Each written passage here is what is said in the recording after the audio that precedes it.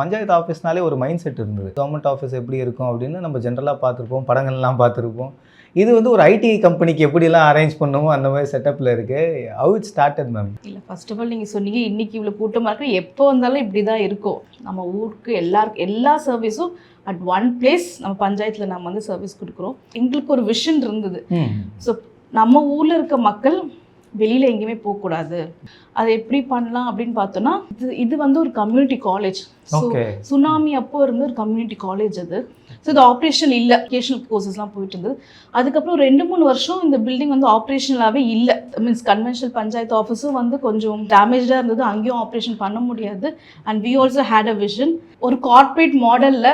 So மக்கள் உள்ளே வந்தாலுமே குட் ஃபீலாக இருக்கணும். இது கம்ப்ளீட்டாக ரெனோவேட் பண்ணி டிபார்ட்மெண்ட் வைஸாக நாங்கள் வந்து இந்த மாதிரி செட் பண்ணியிருக்கோம். நீங்கள் போய் பார்த்தா என்னடா இது நம்ம இங்கே வந்திருக்கோமே, இது எதாவது நடக்குமா அப்படிங்கிற மைண்ட் செட்டே இருக்கக்கூடாது. மக்கள் வந்தாலே நம்ம என்ன கொடுத்தாலும் நிறைவேறும் அப்படின்னா ஃபர்ஸ்ட் நம்ம அந்த ஆம்பியன்ஸை செட் பண்ணணும். கரெக்டுங்களா?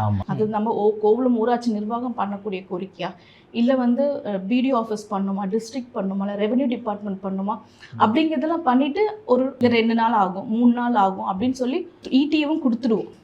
கொடுத்துட்டு அது முடித்த உடனே அவங்க ஃபோன் பண்ணி நாங்கள் கொடுத்த சேவை உங்களுக்கு வந்து ஹாப்பியாக இருக்கா அப்படிங்கிறதும் நம்ம கேட்போம்.